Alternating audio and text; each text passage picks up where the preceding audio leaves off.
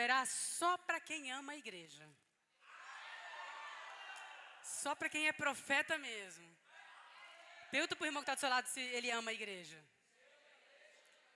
Fala, você ama essa igreja comigo? Pergunta pro outro lado, fala, você ama essa igreja comigo? Pergunta pro de trás, porque o do lado você escolheu, certamente. O do lado foi a pessoa que você escolheu chegar e sentar. O de trás, com certeza, você não escolheu. Pergunta para quem está atrás. Você ama essa igreja comigo?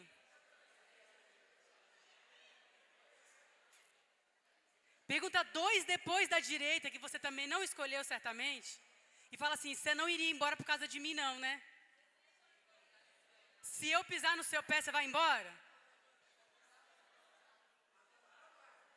Pergunta, no fundo não está perguntando por quê? Eu estou vendo daqui, hein? Pergunta aí no fundo aí.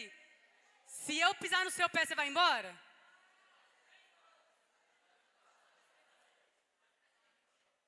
Porque você sabe, irmãos. Você sabe que ser igreja é uma das coisas mais loucas do mundo. Né? Aquela voz do Whindersson Nunes. Você não sabe explicar? Você não sabe o porquê? Mas estamos todo mundo... É fácil? Não é fácil. Né? Porque tem umas coisas na igreja que eu acho que só acontece na igreja. Né? Porque todo crente é um pouco bipolar. E a gente tem liberdade de ser bipolar. Você vê que no louvor, a gente está chorando, se esbaldando no chão. O louvor muda, a gente levanta cantando. No mesmo instante. Se tiver um psicólogo aqui, fala, esse povo não bate bem. Porque, como assim? Mudou a música, mudou o humor. Você nem lembrou que você estava chorando, já começa para a direita, para a esquerda. Você nem lembrou mais, é ou não é? Qual é o outro lugar no mundo que tem um irmãozinho te devendo e você vem para se encontrar com esse irmão que está devendo? Você encontra o irmão lá na cantina comendo. Tem outro lugar no mundo que você encontra assim? Vocês estão me ouvindo? Tem outro lugar no mundo que, assim, que funciona assim? Uma vez a gente foi para uma conferência de mulheres, onde todas as mulheres estavam assim, muito duras. Duras mesmo, assim. Duras a ponto de almoçar pão com mortandela. E aí tinha uma delas que nem o pão com a mortandela ela não tinha. Reuni toda a equipe, na época, acho que eu fui com 17 mulheres para a conferência, lá em Goiânia. E eu falei, é o seguinte, uma de nós aqui está bem ajustada, mas isso não vai ser um problema. Nós vamos se juntar aqui, o que a gente comprar e comer, ela vai desfrutar junto. Fechado? Fechado. Tá as irmãs unânimes nisso. Daqui a pouco a irmã some na conferência. Essa irmã que não tinha dinheiro nem para ajudar no pão com a mortandela. Some na conferência. Eu falei, gente, cadê fulana? Não sei, Gi, saiu e desapareceu. Eu, gente, cadê fulana? Não sei. Eu falei, mas como que ela sai assim, some, não aparece? Aí eu falei, vou atrás dela. Aí eu fui atrás dela, ela está na fila comprando a camiseta da conferência. Aí quando eu olhei de longe assim, eu falei, último lugar que ela vai estar é comprando alguma coisa. Eu fui no banheiro, deve estar passando mal em algum lugar. Fui na enfermagem, fui em todos os lugares. Quando eu passo de relance, eu vejo a irmã na fila das camisetas, comprando. Eu falei, não, ela não, como que ela vai comprar camiseta? Ela não tem dinheiro para... Eu falei, essas coisas acontecem aonde? Na igreja. Entende? Aqui é o lugar onde você está devendo, você dá um de doida, aparece, cumprimenta o irmão, graça e paz. Né? As irmãs ficam doidas, porque... Você pagou o livro do jejum? Não, mas a irmã consegue fazer progressiva. Do nada, ela toma banho, tem alguma coisa no chuveiro, um formol, que sai esticado o cabelo. E onde acontecem essas coisas? Na igreja. E onde será que Deus quer nos tratar? Quem aqui já organizou churrasco na sua célula? Tentou organizar um churrasco na sua célula? Levanta a mão. Continua... Só vocês? Ninguém teve churrasco na célula, o restante? Churrasco, minha irmã, na célula? Não é possível. Vocês comem o quê? Salgadinho? Ah, tá. Não é possível. Quantas vezes que você vai colocar no grupo, sempre manifesta os primeiros irmãos que vai levar salada verde e arroz. Agora levanta a mão aqui. Levanta a mão aqui quem é vegetariano ou vegano. Só para a gente ter uma ideia aqui. Olha para o lado, irmã, vê se alguém levantou a mão. Eu vou te dizer daqui de cima que eu tenho uma visão melhor. A gente não tem um vegano e nenhum vegetariano. E por que toda vez o irmão só quer levar mato? Só salada.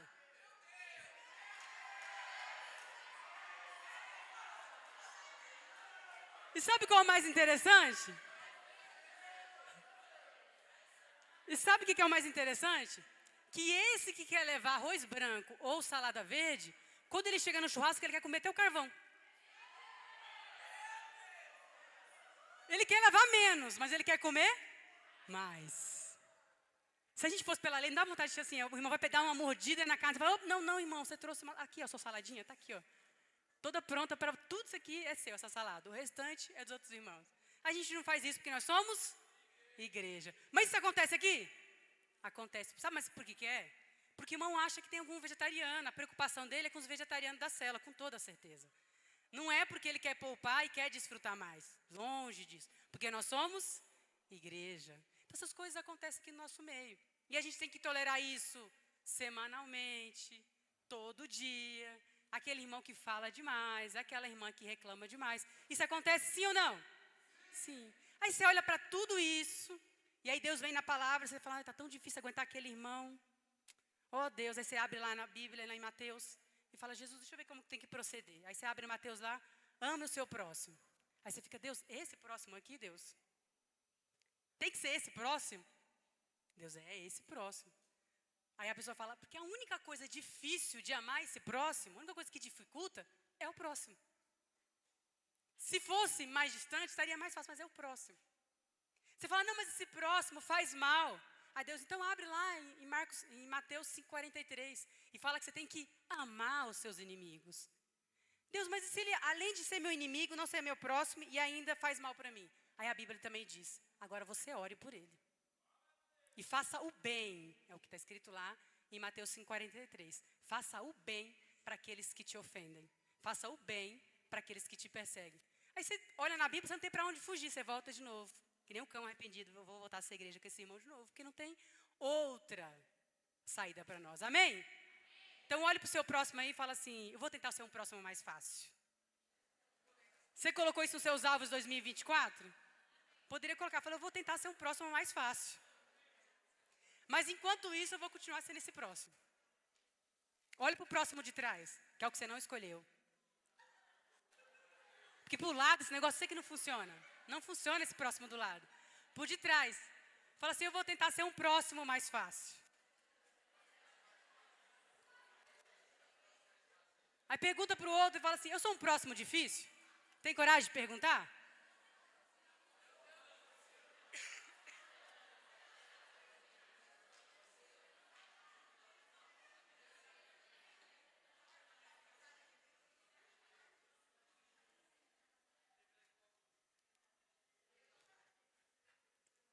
Verdade, irmãos. A Bíblia não, quando coloca algo na Bíblia, certeza, porque Deus fala assim, olha, meu filho vai tropeçar nisso, deixa eu já colocar registrado para ninguém fingir demência. Porque todo mundo sabe que tem que amar o próximo. Mas é fácil amar o próximo? E não estamos falando daquele amor holidiano, né, de você falar ao Tiago, ai, como é delicioso, né, ver os erros do Tiago e falar, salve, salve. Não estou falando desse amor. Eu estou falando daquele decidido. O amor decidido é um amor que só gente grande consegue sentir.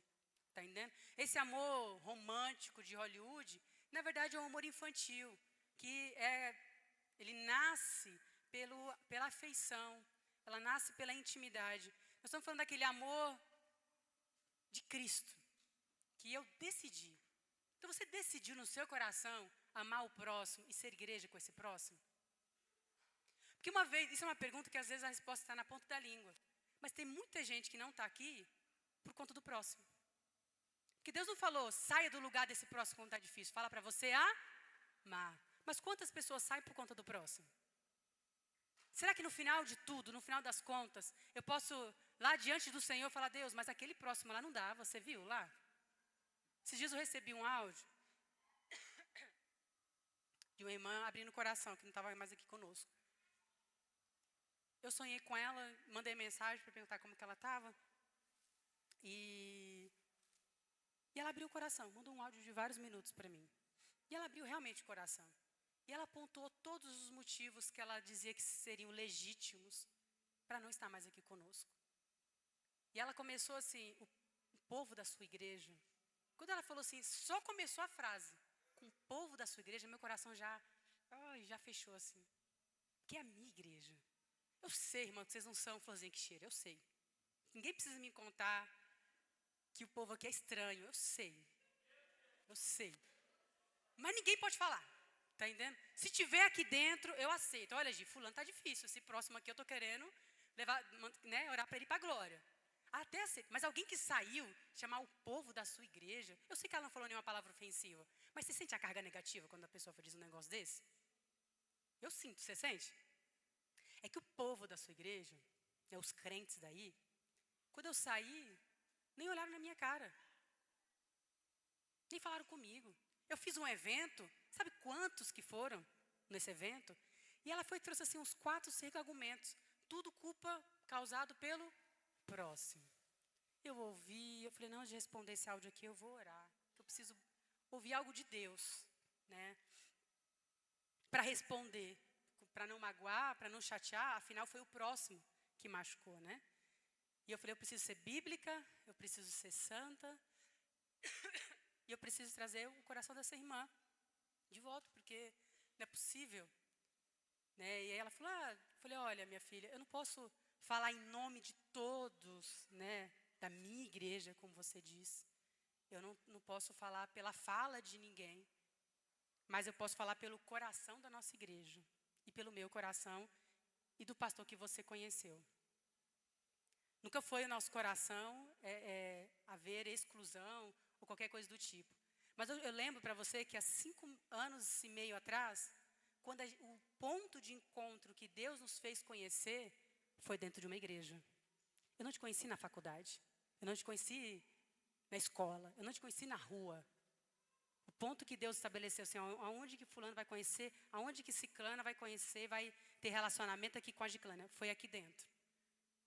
Você escolheu sair do nosso ponto de encontro, por decisão sua. Você disse, esse próximo não serve mais. E aí, o que nós fizemos como igreja? Respeitamos a sua posição. Foi só isso. Ninguém te excluiu. Inclusive, se você mudar de ideia e achar que o povo da minha igreja ainda pode ser útil para ser igreja com você, nossas portas estão abertas. Você pode voltar que a gente vai ser igreja com você. Mas foi lá que Deus nos uniu. E é lá que a gente vai continuar. E se você quiser que eu te busque em casa para ser igreja com a gente lá, eu tenho disposição para isso. E ela encerrou o assunto. Não tinha mais assunto. Mas o que eu quero dizer? Porque não dá para a gente permanecer sendo igreja e usar o motivo de ser igreja para sair. É como um soldado de guerra e falar assim, Deus, eu não vou lá para a guerra não. Eu não quero ser exército não. Porque se eu for exército, eu tenho que ir para a guerra. Eu não estou afim de guerra, sabe o que é? Eu estou afim de dormir até mais tarde. Esse negócio de ficar não dá para mim.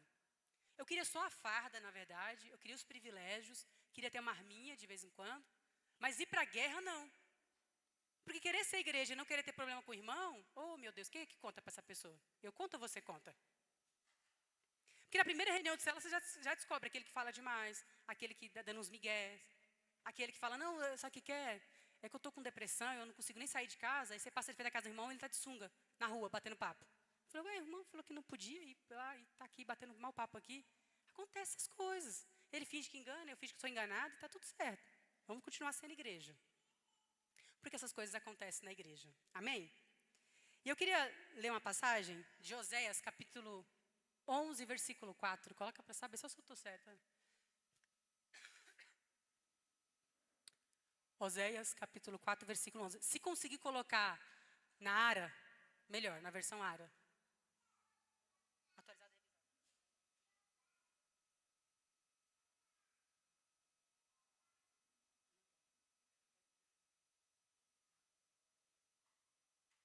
Não, mas eu sei que você quer facilitar, mas eu não sou organizado como você. Não está no esboço.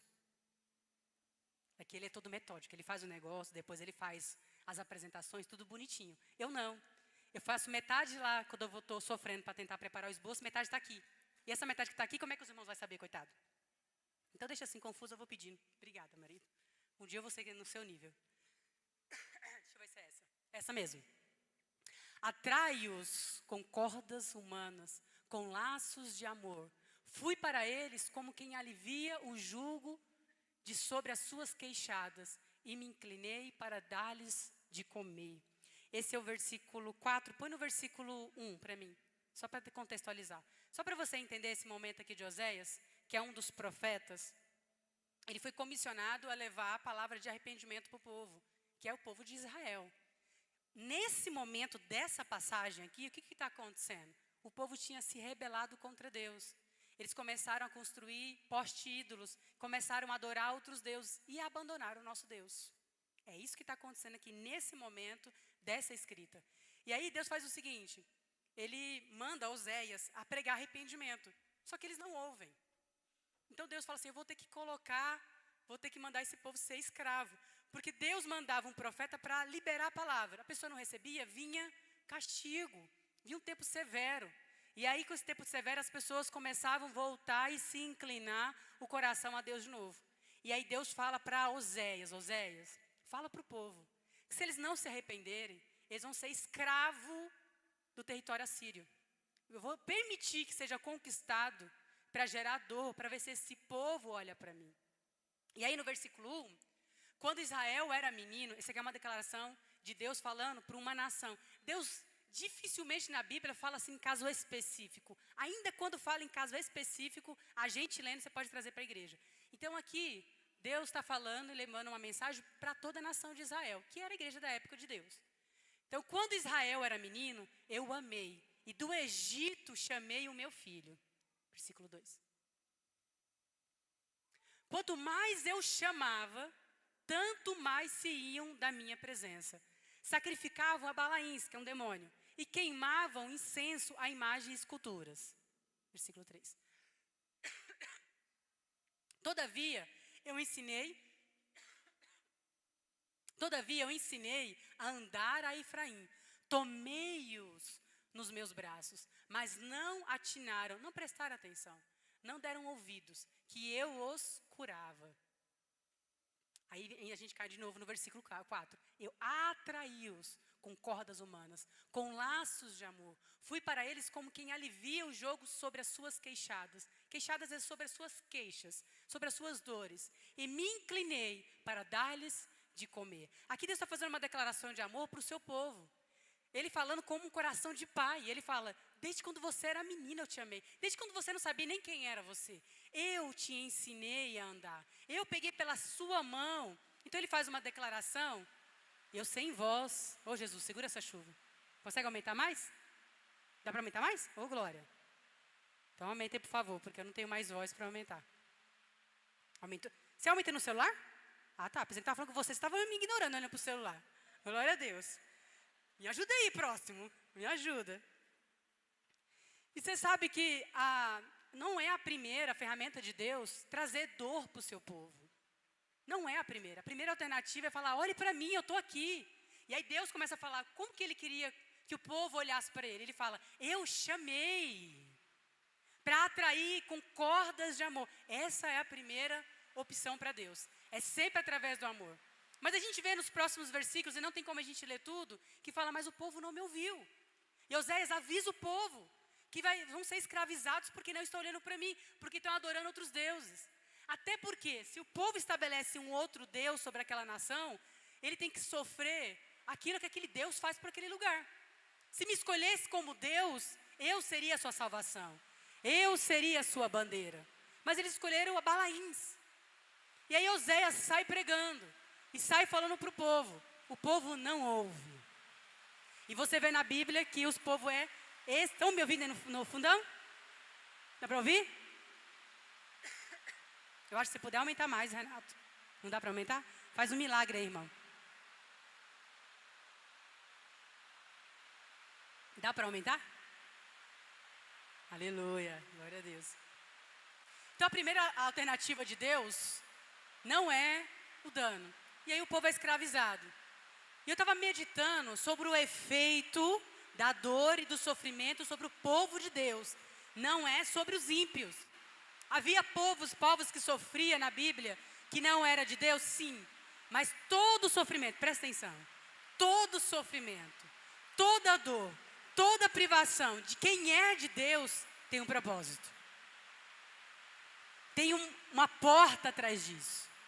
Quando a gente ora e fala sobre portas abertas, eu sei que muitos pensam em carro novo, em vaga de trabalho, em casamento, em provisão financeira e está tudo certo. Mas e se Deus quiser dar mais do que isso para você?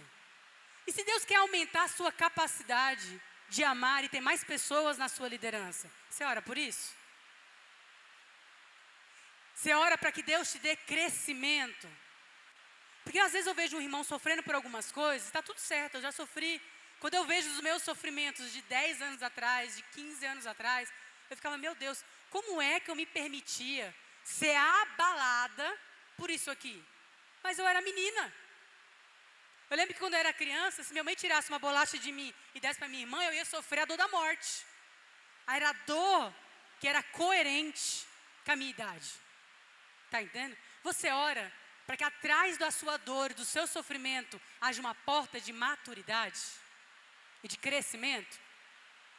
Quando eu tenho uma situação que é de sofrimento, eu sempre avalio. Será que tem alguém na terra que passa por isso que eu estou passando com alegria? Sem esfalecimento? Sem querer pedir a morte?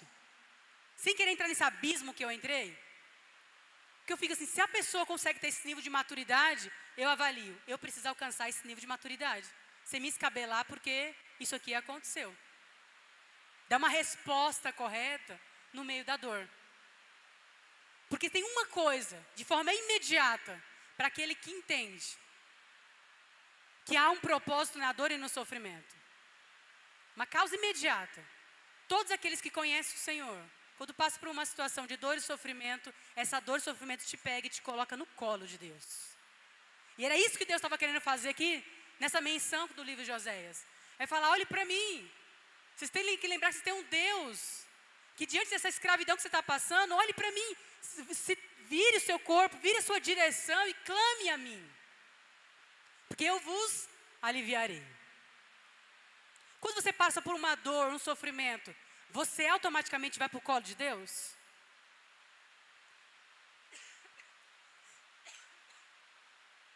Você sabe que uma criança, quando ela bate o dedo na porta, a primeira coisa que ela faz é, pai! Ô mãe! Ela grita porque sentiu dor. Às vezes, sabe o que eu vejo marmanjo fazendo? Passa uma situação, ele teve uma pancada, alguma coisa, uma coisa doeu, uma resposta de um líder, um posicionamento de um discipulador, uma palavra do pastor. Ele não fala assim, pai, você está vendo aqui? Ele pega o celular, posta lá no Stories. É nos dias difíceis que a gente conhece o amor do irmão. 1 Lamúrias, capítulo 3, versículo 2.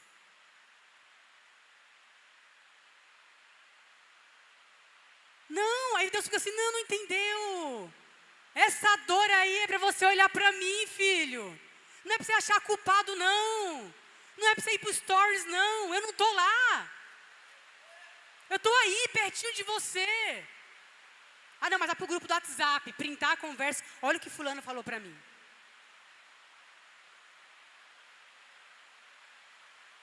No meio da sua dor, do seu confronto, você vai chorar para Deus ou você vai mostrar para o mundo o quanto você é ofendido?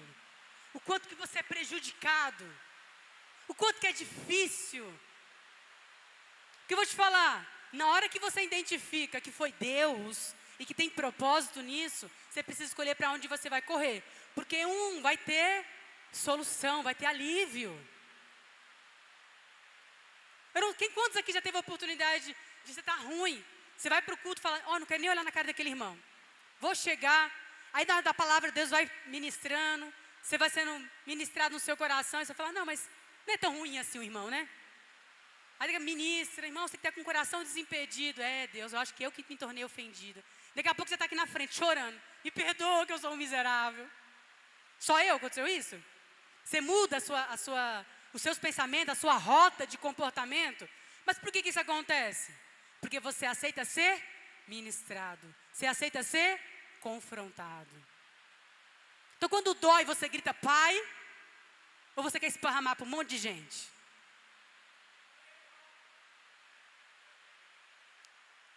Quando Adão pisou na bola, ele tomou essa mesma atitude. Ele não caiu e falou, que besteira que eu fiz, pai, perdão pelo que eu fiz. Não. Quando Deus falou, você comeu, Adão, o que ele fez? Foi a mulher que tu me deste. Adão não tinha mais ninguém para culpar. Não tinha, se tivesse um líder lá, ou um discipulador, coitado, seriam eles, certamente. Mas como não tinha líder, não tinha discipulador, não tinha anjo da guarda, só tinha ele, os animais e Deus. Então eu vou culpar os animais e vou culpar Deus e tá tudo certo, não tem outra pessoa para me culpar. E aí falou, estava tudo bem aqui. Quem inventou essa história de colocar mulher que foi o Senhor. Então, a mulher que tu me deste, foi por isso que eu caí. Quando Caim, dá uma de doida lá, bateu com a cabeça, ficou doidão e matou Abel, Deus já sabendo, Caim teve um posicionamento quebrantado. Quando falou assim, Caim, cadê o teu irmão? Lá em Gênesis. Ele caiu e falou assim, Deus, me perdoa. Fui tomado pela ira e pela inveja. Pequei contra os céus e contra ti. Foi isso? Não. Sou eu lá, tutor do meu irmão? Terceiro exemplo, agora eu vou trazer do Novo Testamento. Quando Deus distribui os talentos, né, aquele que só ganhou um talento, qual foi a justificativa dele de não multiplicar aquele talento? Eu tive medo. Como se Deus aceitasse o medo como algo legítimo. Porque tem irmãos que preserva tanto a área religiosa, que ele acha que assim, as pessoas falam, irmão, por que você não lidera uma célula? Ah, não sabe o que é? Porque se for para me começar alguma coisa e entregar, eu prefiro nem começar. Se for para me fazer um negócio de qualquer jeito, eu prefiro nem fazer. Eu fico imaginando assim, na minha casa. Se o Eduardo fala assim, mãe, eu não lavei a louça não, porque se for para me lavar mal lavada, eu prefiro nem lavar. Oi, nem é louco de falar um negócio desse para mim. Aí vem a Carol e lava a louça mal lavada, que começou e lavou mal lavada. Mas foi lavar. Eu sendo caída, humana, infinitamente menor que Deus, eu não vou olhar o esforço daquela irmã que fez mal feito, da minha filha que fez mal feito, daquele que nem começou a fazer? Será que Deus é menos justo do que eu? Pô, irmãos. Então você tem que pelo menos confessar e falar, Deus sabe o que é? Eu não tenho a menor vontade de mexer com isso não. Não tenho fé para isso. Eu não tenho encargo pelos irmãos. Seja sincero. Não fique espiritualizando a sua carnalidade. Porque no dia que o Senhor voltou e foi prestar contas com aquele homem que enterrou um talento, ele falou, eu tive medo. E para preservar e para não perder, eu enterrei. E como eu sei que o Senhor é um Senhor que ceifas aonde não planta, eu guardei e escondi. Qual foi a resposta dura de Deus? Ainda bem que você não perdeu, está tudo certo. Pior se você tivesse perdido. Então isso que eu dei na sua mão, está tudo certinho aí, você vai me devolver? Deus aceitou isso? O Senhor aceitou isso? Não. Servo mau e Deus não aceita você legitimizar, você não servi-lo por medo e por uma autopreservação. Porque vai que eu mexa com isso.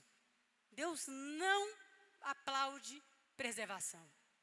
Mas aquele que arrisca, aquele que nem sabe se sabe falar, aquele que sabe que nem tem tempo, está mergulhado nos problemas, e aí a pessoa levanta e vai lá cuidar de outras pessoas. Oh, Deus. Se isso toca no meu coração, imagina o coração de Deus, irmãos. Não use a carnalidade para justificar o porquê que você não serve com mais intensidade. Porque você não multiplica mais o que está nas suas mãos. Em nome de Jesus, amém?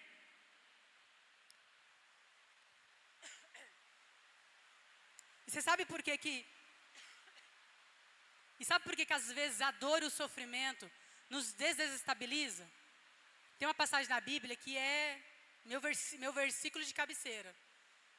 Que Deus fala que tem uma promessa para nos tornarmos inabaláveis. Não está falando que a gente vai ter menos problemas. Não está falando que eu vou ter uma vida perfeitinha. Está falando que eu não vou ter abalo diante das situações. O que é isso? Essa promessa não é só para mim, é para todos nós. Não sermos abalados diante... Como? Pode vir tudo. Acontece tudo e você não vai ser abalado. Eu falei com meu marido e pedi permissão para ele. Estão me ouvindo? Aí no fundo, Gui, está me ouvindo? Ontem, enquanto eu estava meditando na palavra, eu não sou acostumada a ouvir pessoas que eu não tenho hábito e costume de ouvir. E do nada apareceu um podcast no meu celular. E eu ia tirar. Na hora que eu fui tirar, eu senti no meu coração de assistir. Falei, mas eu estou preparando a palavra. Eu não quero distrações agora. E eu falei para Deus, eu queria ouvir só a sua voz. Eu queria só uma direção do Senhor do que pregar para a minha igreja. Mas eu não tive paz de não ouvir aquilo ali. E eu olhei o tamanho do podcast, 1 hora e pouco. Eu falei, nossa, é tempo demais para me distrair. Vai acabar o tempo, eu não vou conseguir preparar a palavra. Eu fiquei aquela briga. Eu falei, não, mas dei o play e comecei a assistir.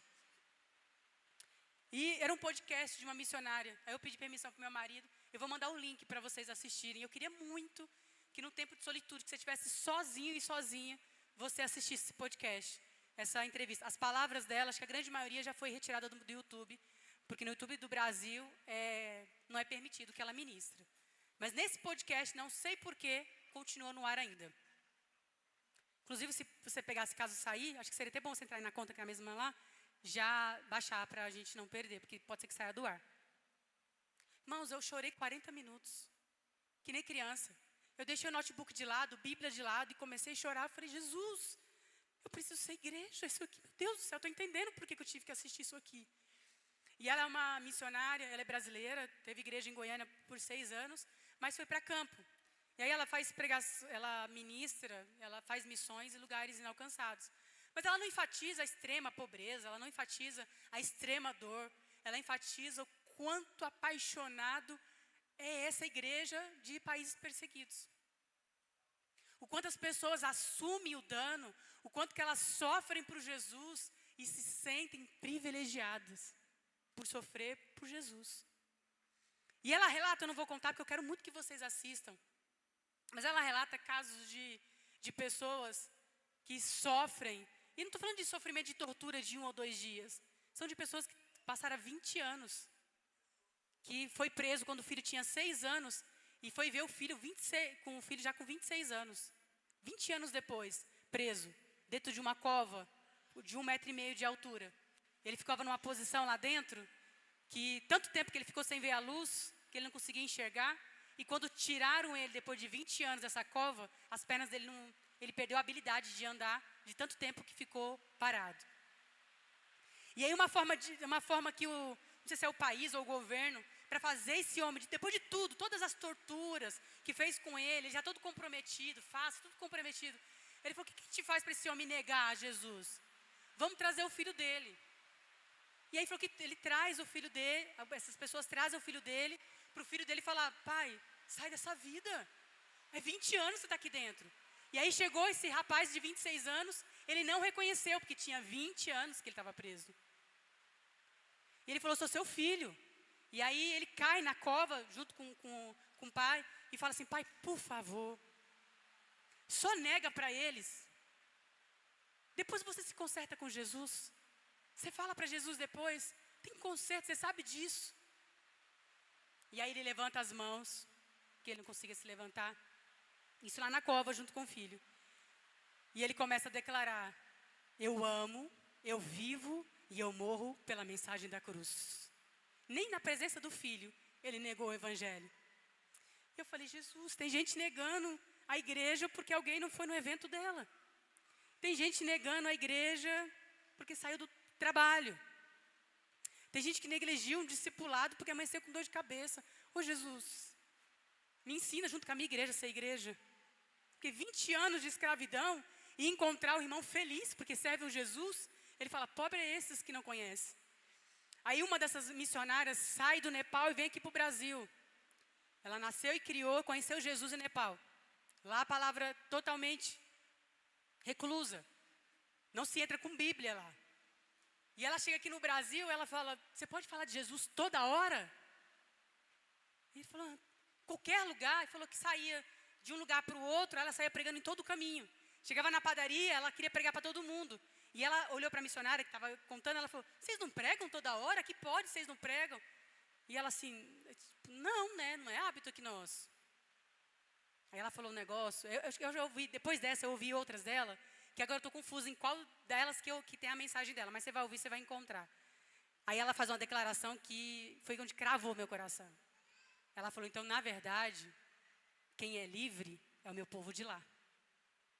Vocês aqui são escravos do Você está recebendo algum dinheirinho para uma oferta porque você é líder? Alguém já recebeu uma oferta porque é líder? Não.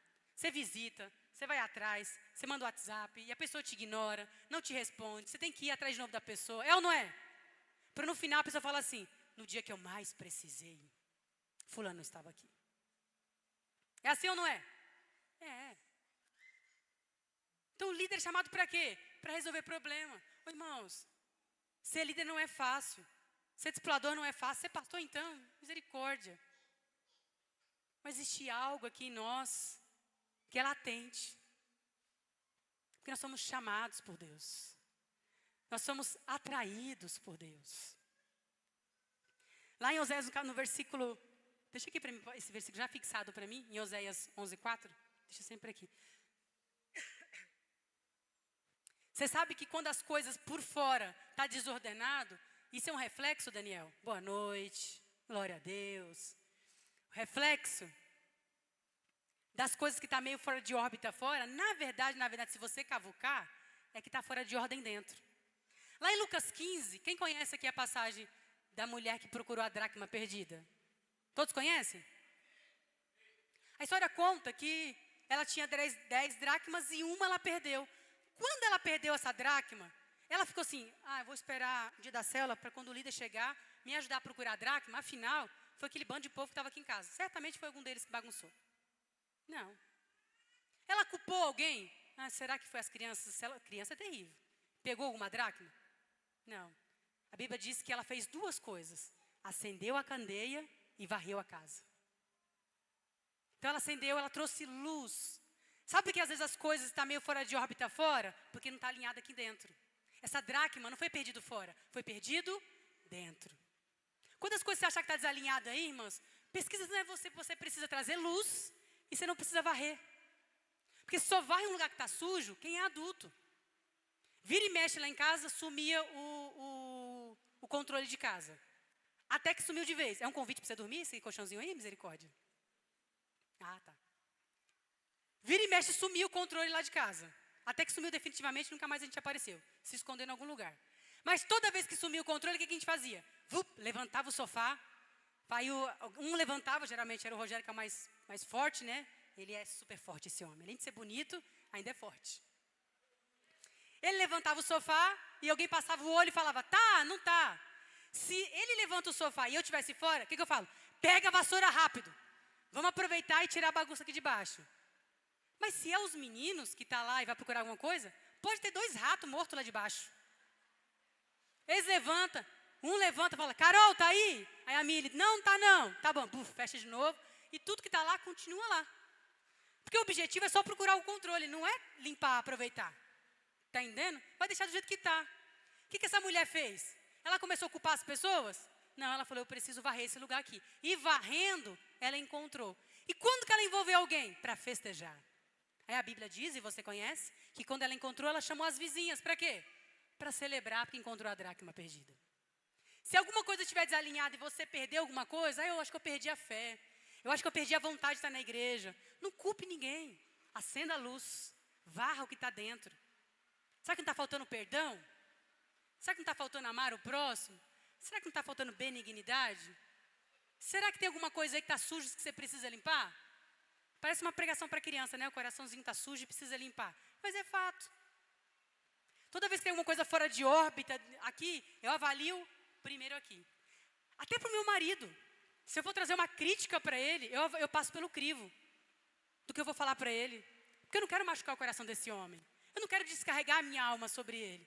E eu sei que uma crítica minha pesa para ele muito mais do que o presbitério inteiro. Porque eu sou a esposa dele. Então eu tenho que tomar cuidado com as palavras que eu vou usar. Eu sou longâmina, eu dou um tempo. E às vezes só numa mensagenzinha, só uma pergunta que eu faço, ele já entendeu o que eu quis dizer. Então eu oro. Eu penso assim, será que não está misturado com o que eu penso? Com as minhas limitações? Aí quando eu analiso, falo com Deus, falo, Deus, se você não me segurar, eu vou falar isso para esse homem. Agora, eu estou indo lá falar com ele. Se não aparecer nada no meu caminho, eu estou indo lá falar com ele. Aí se não acontecer nenhum impedimento, nenhum galo cantar nada, eu vou lá falar com ele. Mas primeiro eu avalio aqui. Eu nunca responsabilizei o meu marido, nem os meus pastores, nem a minha igreja, nem as minhas Barnabés, nem os meus líderes, por nenhum problema que está acontecendo aqui.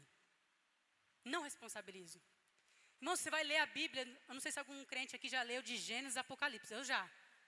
Demorei 2 anos para ler toda a Bíblia, sim, ler com estudo, sabe? Não só ler estudando. E eu vou te contar um negócio, se caso você não leu. De Gênesis a Apocalipse, não existe nenhuma passagem que Deus aceita uma reivindicação de alguém por descumprimento do que estava fazendo por culpa de um irmão. Não existe nenhuma parte de Abraão falando assim, olha, não dá, Deus. Sara aqui não ajuda. Como é que engravida? A mulher não quer ter relação. Não. Você vê que as pessoas que tentaram fazer isso, Deus não aceitou. Se Deus não aceitou de Gênesis a Apocalipse, você acha que aceita hoje? Não. Não aceita. Se você falar assim para Deus, sabe o que é? Uma vez a gente estava no jantar, uma pessoa falou assim, Rogério para ele assim, não tem muita diferença de comunhão, edificação, é meio confuso na cabeça dele, sabe?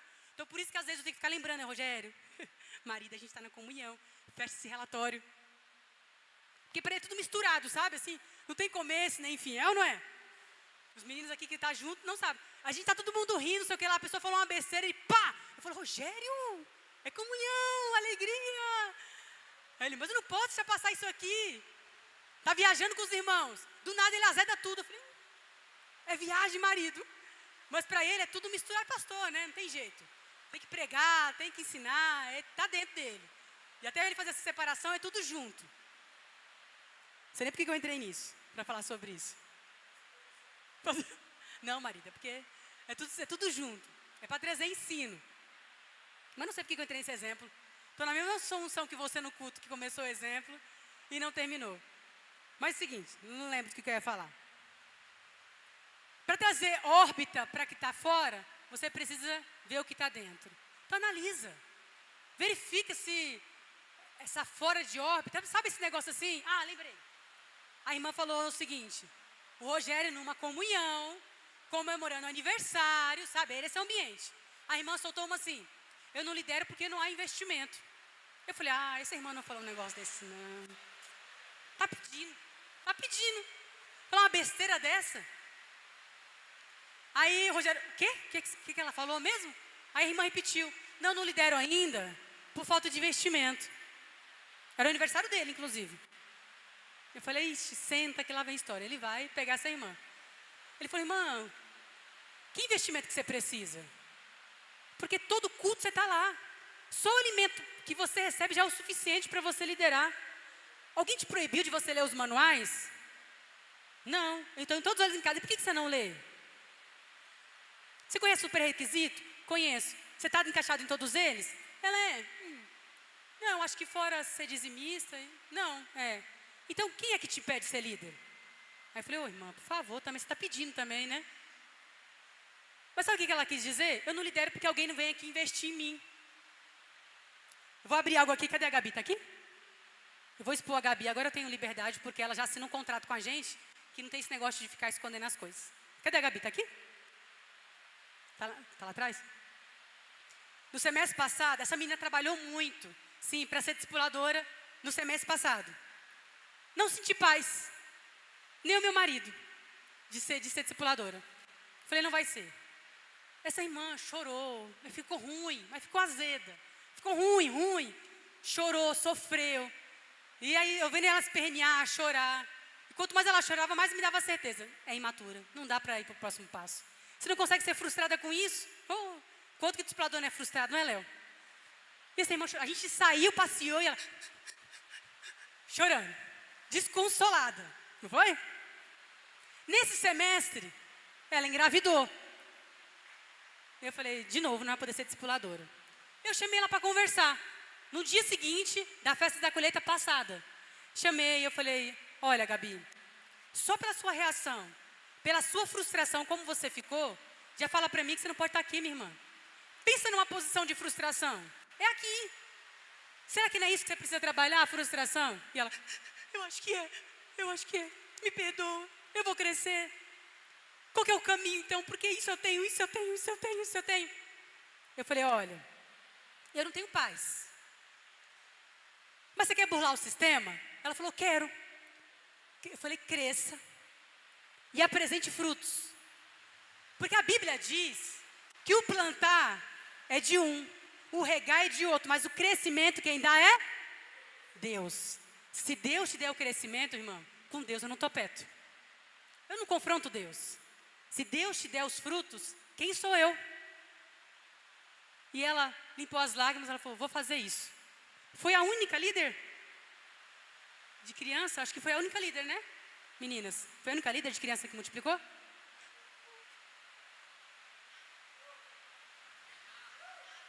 Alguém mais multiplicou, mas eu não estou aqui para escutar porque a chuva está lá fora. A Renata, eu lembrei, li seus lábios porque eu não escutei.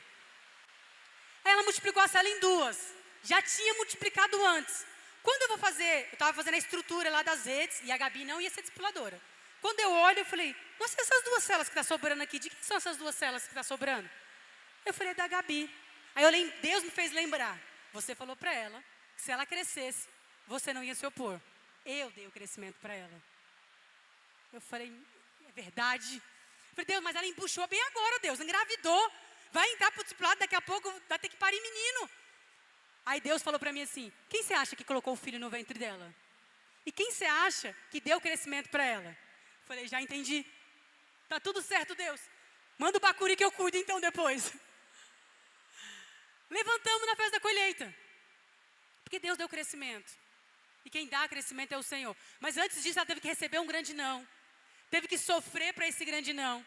E além de entrar na amargura, de ficar assim, mas por que fulano foi? E por que cicrano não foi? E eu multipliquei mais, e eu fiz mais, eu servi mais. O que ela falou? O que eu tenho que fazer então? Aonde que eu tenho que acertar? Está entendendo, irmãos? Não existe reivindicação. Irmão, risca do seu dicionário você reivindicar diante de Deus alguma coisa que não aconteceu na sua vida por culpa de um irmão. Ah, eu não lidero porque o meu marido não quer nada com nada. Quem te impede de pegar o celular e você ministrar na vida de outra pessoa pelo WhatsApp? Ah, eu não faço melhor porque meu discipulador não me visita. Quem disse que você precisa dessa visita? Para mudar a sua vida. Agora, se você for visitado pelo Espírito Santo, quem é que te segura? Se você se posiciona na presença de Deus, quem é que te mantém? Ah, estou falando isso para desobrigar você, líder, de cuidar da membresia, desobrigar os anjos da guarda, desobrigar os discipuladores? Não. Porque aí tem o contrário. Aí tem o inverso. Deus não aceita a sua reivindicação nem a minha. Mas por outro lado, é como se eu saísse de casa e falasse assim, Eduardo, ajuda a Carol a fazer a lição de casa. E quando eu voltar, eu quero a lição pronta. Você entendeu? Entendi. Carol, eu quero a sua lição intacta, perfeita. Não é para fazer de qualquer jeito. Entendeu? Entendi, mãe. Saio, tal, volto de novo. Carol, sua lição fiz? Ai, mãe, não acredito. Você acha que eu vou prestar contas com o Eduardo? De quem era a lição? Da Carol. Carol, é sua responsabilidade fazer a lição. Você sabia da sua lição. Então eu vou chamar a atenção dela. Se ela falar, não, mas aqui na verdade o Dudu não me lembrou. Eu vou aceitar isso? Claro que não. É a mesma coisa para Deus. Ah, eu não liderei porque fulano investiu. Deus fala, para cima de mim? Eu que te criei, irmão. Eu sei que você gostava de uma preguiça. Eu sei que eu te chamava você para orar, você não ia. Eu sei que nas vigílias você não comparecia. Eu sei que você não gostava de orar. Está botando para cima de mim que você não foi por causa de fulano que não investiu? Não para cima de mim. Estou contextualizando na linguagem de hoje do que Deus vai te falar.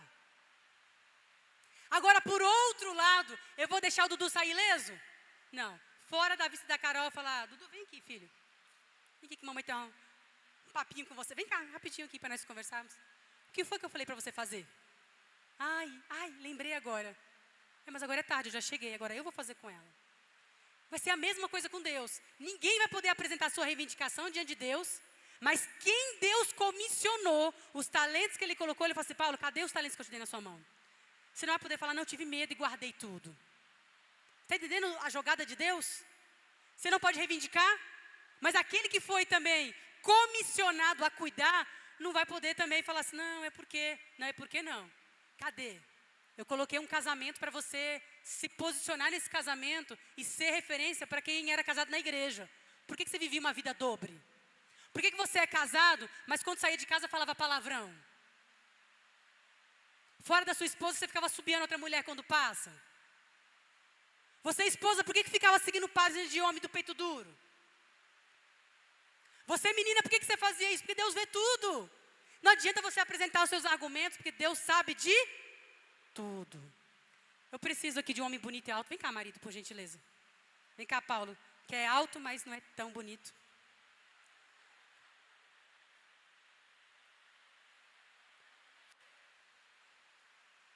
Fica lá na pontinha, lá, por favor. Na pontinha, você, Rogério. E você para cá, Léo. Ô, Paulo. Vem cá, Thiago. Vem cá, Jonathan. Hã? Aí foi diminuindo o nível, mas tá tudo bem. Vem cá, William. Vem cá, Gustavo. Vem cá, David. Fica vocês aqui para cá, ó. Vem para cá.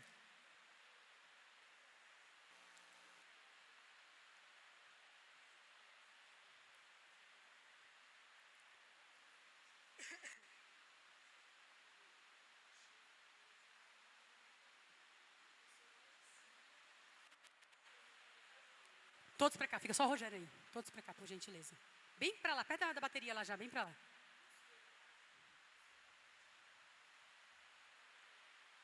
No versículo 4 diz assim: atraiu-os com cordas humanas, com laços de amor. Leia comigo, igreja. Atraiu-os com laços de amor. Eu estava estudando essa corda humana e esse laço de amor. E eu vi a ação do ímã magnético. Você sabe que o planeta Terra é um grande ímã. Eu não sei se você acha interessante a ação de dois ímãs que se atraem. E o que faz ele se repelir. Porque dois ímãs ele pode se atrair ou ele pode se repelir. E o que faz ele atrair e se repelir? Todo ímã ele tem o lado sul e o lado norte. Então pensa que na cabeça do Rogério é o lado sul e os pés do contrário. O lado norte em cima e o lado sul embaixo. Se um outro ímã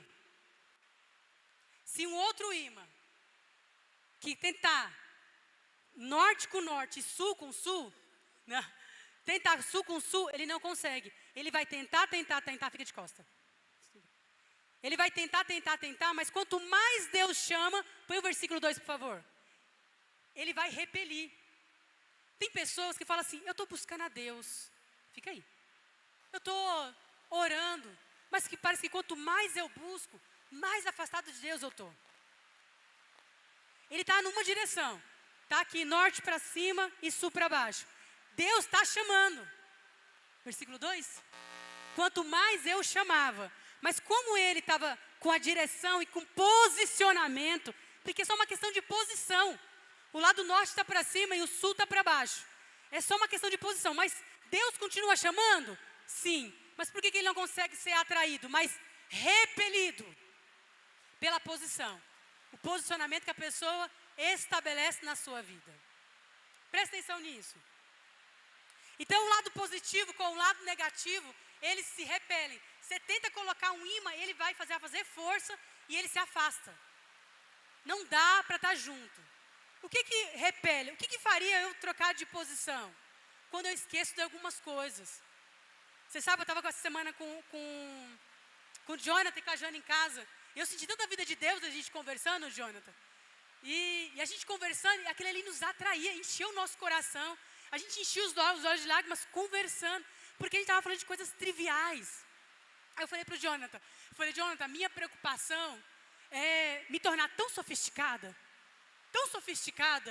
que a mensagem da cruz não toca mais no meu coração. Precisa ser uma mensagem do hebraico, do grego, que vira, que sai, que entra e fala: uau! Tem que ser o pregador top, tem que ser numa conferência ultramaster. Não, eu quero chorar de visitar uma cela e o irmão fala assim: eu me converti porque eu vi a mensagem da cruz. Quando eu soube tudo que ele conquistou na cruz, isso quebra o meu coração. Eu quero ter esse coração simples.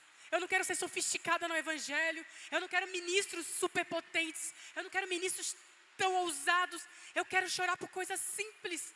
E aí Deus falou comigo na hora que eu estava conversando com eles. Quando eu faço isso, quando eu olho porque é trivial, que é a mensagem da cruz, reconhecer o que Deus fez, que é colocar o Filho dele na terra. Toda vez que eu estou fazendo isso, a minha posição vai mudando. Essa posição de mudar é o que a gente chama de conversão. Por que a gente fala que alguém é convertido? Porque na verdade a pessoa estava de costas para Deus, indo sentido ao inferno. Ah, mas quando é convertido não vai para o inferno. Não, mas quer viver com os princípios de lá. Quer viver com rebeldia de lá. Quer viver com a incredulidade de lá. Quer viver com a separação de lá. A Bíblia está falando, honre seu irmão, mas eu não quero nem olhar na cara. A Bíblia fala, você precisa perdoar. Esse aqui não tem perdão. Não vou com a cara desse irmão. A Bíblia fala para você dizimar. Toda vez que você vira as costas e você se posiciona fora a Bíblia, você torna uma posição de costas para Deus. E aí você começa a ficar mais repelido. Mais repelido, mais repelido. Eu sei o que eu estou fazendo. Eu sei o que eu estou falando. Aí senta para orar, para sentir Deus. Vem para o culto, fala, eu acho que a mensagem do culto foi fraquinha. Não sei, eu acho que o pastor falou demais. Olha a hora do culto. Ele está de costas, está em posição aversa. E aqui continua ainda desesperado, te chamando, falando, filho, eu estou aqui. Bill Johnson tem uma frase que eu acho sensacional. Ele diz o seguinte, o problema dos crentes não é a incapacidade de ouvir a Deus, mas a indisponibilidade de ouvir a minha voz. E a alta disponibilidade de ouvir qualquer outra voz. Às vezes, eu não sei se você já teve a experiência de ministrar para crianças muito agitadas. E eu já fiz isso muitas vezes. As crianças ministrando ficam, aí, Jesus veio na cruz, e não sei o quê, porque as crianças estão tocando terror. E você aumenta a voz, porque você quer que todas ouçam. Não é assim que Deus faz. Deus, se fosse do ministério infantil, Ele não aumentaria a voz. Tem uma professora, que Bill Johnson conta que foi professora dele, que estava todas as crianças tocando terror, inclusive ele. E aí, toda vez que aumentava o volume, ela reduzia o volume da voz. E ela estava dando aula. E ela falava, crianças, e não sei o quê. Crianças, não sei o quê. Aí ela, daquele povo todo, das crianças todas que estavam ali, tinha algumas interessadas. E ela pegava a cadeira e saía do lugar e ia para mais próximo da professora. Quando ela via todos os interessados, estava bem perto da professora, e os desinteressados estavam lá bem longe. E aí ele falou que ele sacou. Ele falou, ela diminuiu o volume da voz para entender quem realmente tem interesse, sair do barulho para estar mais próximo da professora. Você sabe que Deus faz isso? Deus coloca uma voz baixinha para falar assim, qual voz que você vai ouvir? Você está no meio de um monte de barulho. É o barulho da incredulidade, é barulho da televisão, é barulho de série, é barulho de chefe, é barulho do incrédulo, é barulho do carnal, é o barulho do problema, está aquele monte na cabeça. E aí você fica assim, não estou ouvindo nada que Deus está falando. Deus fala, o problema é o barulho que está à sua volta. Você tem que fazer o quê? Pedir para Deus falar mais alto? Não, você tem que estar mais o quê? Mais pertinho. Pegar a sua cadeira onde você está e falar, entendi, eu preciso estar aqui, porque aí eu vou conseguir ouvir. E aí Deus faz isso de propósito, porque Ele não quer ficar falando com o filho à distância. Qual mãe que faz assim, Eduardo, você não fala mais nada. Você chama o filho e não fala mais nada. O que você está falando? Vem aqui que eu vou te falar perto. Eu só grito para chamar. Mas tem que sair do seu lugar e vir aqui onde eu estou. Aí eu fico, oi mãe. Aí eu não respondo mais nada. Mãe, você falou comigo? E eu quietinho. Aí ele vem, oi mãe, você falou comigo? Eu falei, sim, por que você não veio antes? Ué, por que você não falou? Não, eu quero você perto de mim para eu falar que eu quero. Não é assim, mãe, não faz isso? Deus também faz. Porque se Deus aumentar o volume para falar com você, você não vem para perto. Você vai querer se manter distante.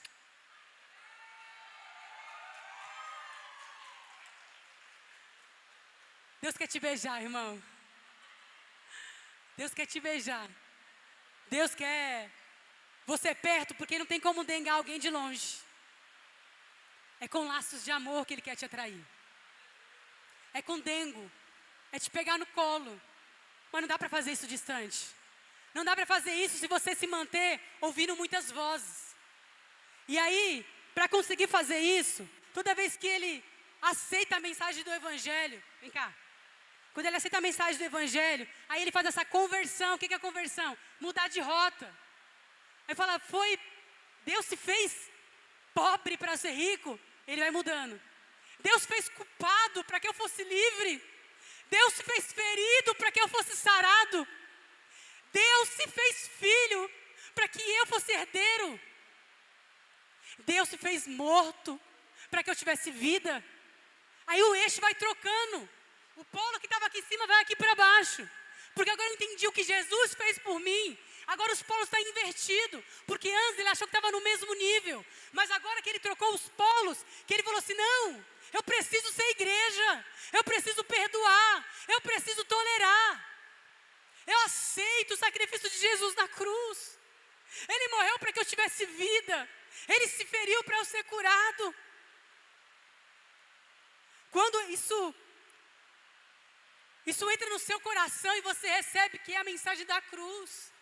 Você olha lá em Isaías e vê que ele se fez maldito para que você fosse abençoado. Aí você acaba dando um passo para ser mais próximo. E agora, não é só uma questão de ele estar mais próximo. Existe um magnetismo para se aproximar e se conectar. Porque agora você está na posição certa. Não é só você que está indo em direção a Deus. É Deus que vai à sua direção. Porque você está posicionado no lugar certo. Você precisa se colocar na posição correta. Só que a Bíblia fala, vou te dar as mãos. Só uma mão. Só uma mão. A outra mão. Solta essa. Agora fala que além, o imã funciona, fala que é com cordas humanas. Ele que se posicionou, ele que se virou do lado certo, agora ele consegue ser uma corda humana. E ele consegue ser um magnetismo para magnetizar outro. E começa a magnetizar outro. Esse aqui está perdido, mas ele vai se conectar. É com cordas humanas e laços de amor. O que conecta aqui não é afinidade. O que conecta aqui não é dinheiro, não são interesses, é o laço de amor. O Senhor nos uniu. E o que o Senhor uniu, não separe o homem. Oh, Jesus. Me dê voz para ministrar isso. É com laços de amor, irmão. Você pode levantar esses laços? É com laços de amor. O motivo de estar aqui conectado é o Senhor. Não é o quanto eu gosto, o quanto que é bonito, o quanto que é prazeroso. Se você olhar aqui, nós estamos conectados por um laço de amor, por cordas humanas. Pode ser que esse último da ponta aqui, ó, nem sabe o que está fazendo aqui. Está perdido. Ele não tomou a decisão que o Jonathan tomou. Vai aparecer irmãozinhos na sua célula que nem sabe por que parou lá. E às vezes ele não consegue entender a mensagem da cruz a ponto de receber Jesus. Pode ser que ele não consiga ainda. Mas esse magnetismo de Deus, através do que ele se posicionou, desse amor, ele fala, eu não sei o que é, mas eu me sinto bem nesse lugar. Ele não sabe, mas ele já está sendo atraído. Até que esse da ponta aqui fale, não, eu preciso mais de Deus. E está conectado, vira outra raiz. Solta aqui. Ele vira um outro braço. Vem para cá para mim. Vem, Bruno, já está aqui mesmo? Vem, Jonathan, por favor. Já aqui, outro braço aqui. Um que chegou mais perto de Deus, tem mais intimidade. Jonathan, larga esses cabos, meu filho. Vem conectar aqui em Deus. Não é cordas, não é fio, não. Aqui. Se tornou outro braço. Sabe o que é esse aqui? João 15. Aquele que está ligado à videira. A videira, se estiver conectado a mim, vai dar muitos frutos. Isso aqui é João 15. Aí o último aqui que não estava entendendo muita coisa, foi para o batismo, foi para o encontro, fez os cursos, comecei a entender um pouco mais. Ele agora já vira um terceiro braço, solta aí. Já vira um terceiro braço. Conectado. Irmãzinha, vem aqui, por favor, vem cá. Vem vocês duas. Dá a mão. Começa a atrair mais pessoas. Vem cá. Gera mais um braço. Isso aqui é igreja. Isso aqui é igreja. Conectados. Põe no versículo 4.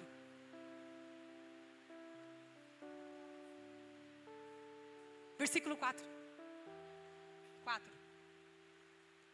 Atraiu-os. Quem atraiu? Quem atraiu, irmãos? Deus. Sabe que você está aqui? Não é porque você é bam. Nem eu. É porque você nem sabe, mas você é atraído por Deus. Você tem uma explicação lógica para estar aqui? Ó, a chuva. Sábado inteiro. Desde manhã, desde ontem. Parado, sentado. Aí, o que te explica você fazer 40 horas? Deixa eu te contar. Você é atraído por Deus. Você não sabe explicar. Você só é impelido. Você é atraído para essa presença. E através dessa atração que você tem por seu Deus, você atrai outras pessoas. Porque é por cordas humanas. Não é espiritual, é humana. Deus fez a sua igreja com cordas humanas. Para que todos conectados, ligados à videira, consigam produzir muitos frutos. Eu queria que todos ficassem de pé.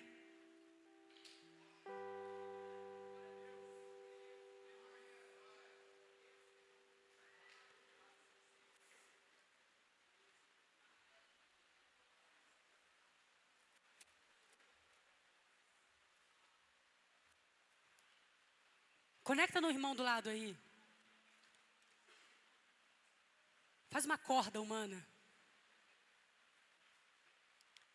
Vamos deixar Deus eletrizar essa corda humana? Deixar passar corrente de energia. Olha para sua corda do lado e fala assim, irmão, no dia que eu tentar fugir, me enlaça com laços de amor. Sabe quando um bezerro, um boi sai desgovernado e o laçador faz aquele laço assim e joga e traz para perto? Dá essa autorização para o irmão, fala, o dia que eu bater com a cabeça, me laça e me joga e me traz para cá, até eu conseguir andar sozinho.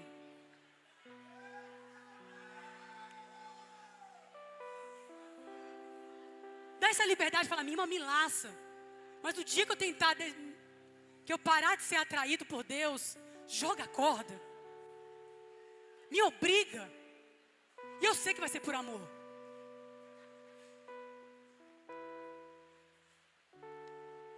Vai passar amor aí entre as suas mãos. Não é o amor de Hollywood, não. É o amor que a nossa igreja ainda não conheceu. O amor decidido. É a energia dos céus. É você ser tão magnetizado que outras pessoas falam, eu vou caminhar ali, não sei nem o que está acontecendo, mas eu vou caminhar ali. Ah, Jesus. Nessa última viagem, a gente teve uma experiência que Deus falou tanto comigo.